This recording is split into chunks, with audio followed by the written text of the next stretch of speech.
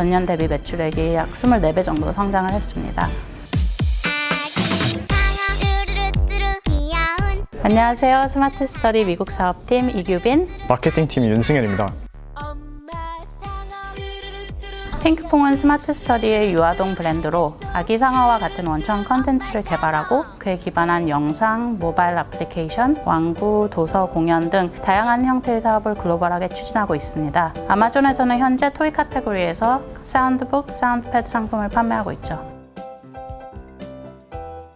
핑크퐁 영상과 모바일 애플리케이션이 전 세계적인 인기를 끌게 되면서 해외팬들로부터 핑크퐁 상품을 어디서 살 수 있는지 문의가 들어오기 시작했었고요. 그 당시 해외 물류 거점이나 유통망이 전혀 갖춰지지 않은 상태에서 아마존은 저희가 가장 편리하고 빠르게 시장에 진입할 수 있는 채널이었었죠. 일단 중간 유통 상인 없이 직접 판매가 가능했고 FBA를 통해서 제품 배송, 반품 처리, 고객 서비스 이런 부분들을 아마존이 대신 해결해 주었기 때문에 저희로서는 큰 부담 없이 판매를 개시할 수 있었습니다. 이렇게 초기에는 좀 팬들에 대한 서비스, 기존 상품 쇼케이스, 미국 시장 태핑 이런 정도의 의의를 두고 시작을 했었고 아무래도 디지털 컨텐츠나 플랫폼에 익숙한 핑크퐁 유저들이 많았기 때문에 이커머스 플랫폼인 아마존도 좀 자연스럽게 연계가 될 수 있을 거라고 기대했습니다.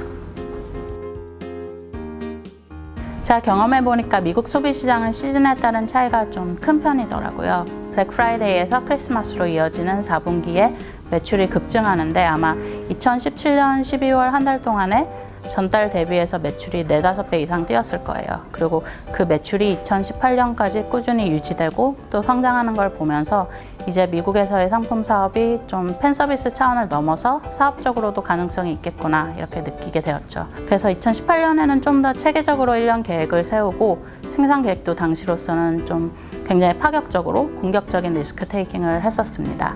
아마존에 본격적으로 뛰어들고 나서는 현지화 전략에 대해서 여러 고민을 많이 했었어요. 원래는 한국에서 팔고 있던 한국어 제품을 아마존에서 그대로 판매를 했었는데 그 제품들의 판매를 좀 과감히 중단을 하고 영어로 신규 제품을 개발하는 데 투자를 많이 했죠. 또 2018년부터는 아마존 내의 다양한 마케팅 툴, 브랜드 스토어, 제품 상세 페이지 이런 기능들을 적극적으로 활용을 했고 그런 모든 활동들과 컨텐츠의 인기가 좀 잘 맞아떨어지면서 전년 대비 매출액이 약 24배 정도 성장을 했습니다.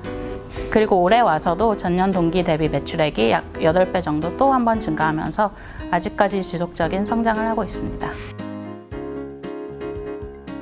첫 번째로는 트래픽을 최대한 아마존 스토어로 집중시킨 건데요. 저희 2018년 당시에는 핑크퐁의 유튜브나 모바일 앱에서 80억 회 이상의 조회수가 나오고 있었습니다. 당시 저희는 국내에서만 판매하고 있었기 때문에 해외에서 발생하는 수많은 트래픽이 구매로 연결되지 못하고 있었습니다. 그래서 핑크퐁은 아마존 스토어를 만들었고 다양한 채널에서 발생하는 트래픽을 여기에 연결시켰어요. 예를 들어서 유튜브에서 비디오 본문과 댓글에 아마존 스토어 URL을 넣었고 그리고 이를 통해서 핑크퐁 콘텐츠를 좋아하는 사람들이 아마존 핑크퐁 스토어에 방문해서 우리 제품을 구매할 수 있게 만들었어요.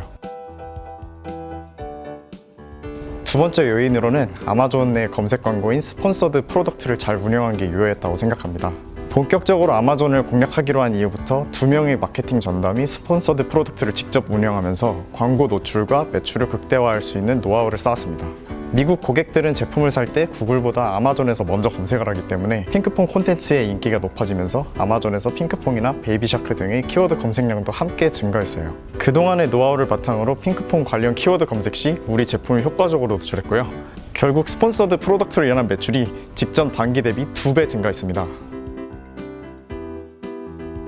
마지막으로는 제품의 품질과 그걸 어떻게 보여주는지가 굉장히 중요하다고 생각합니다. 아마존은 가격 경쟁이 굉장히 심해서 무조건 저가 제품만 팔아야 된다고 생각하는데요. 저희 제품은 경쟁 제품에 대비해서 훨씬 비싼 편입니다. 사운드북 카테고리를 보면 보통 12에서 13달러 정도 하는데 베스트셀러인 핑크퐁 베이비샤크 사운드북은 19.99달러거든요. 하지만 수록된 사운드북 콘텐츠와 구성품의 재질 그리고 브랜드 등 품질 측면에서 훨씬 더 뛰어납니다. 사실 고객 입장에서는 사진만 보고 이런 디테일을 알아채기 어려운데요. 따라서 제품 상세 페이지에서 최대한 자세히 설명하고 사운드북 작동 영상 등을 추가하여 고객들이 차별화된 퀄리티를 느낄 수 있게 했습니다. 고객들도 저희 제품의 퀄리티에 대한 만족도가 굉장히 높았고 그만큼 긍정적인 사용 후기도 많이 남겨주시더라고요. 저희 경험상 아마존이 무조건 최저가 상품만 유리한 곳은 아닙니다. 고객들은 온라인에서 구매를 한 제품의 질과 고객 리뷰를 꼼꼼하게 보고 사는 경우가 굉장히 많습니다. 제품의 우수한 퀄리티를 제품 상세 페이지에서 잘 전달한다면 구매로 이어지고 제품의 퀄리티에 만족한 구매자가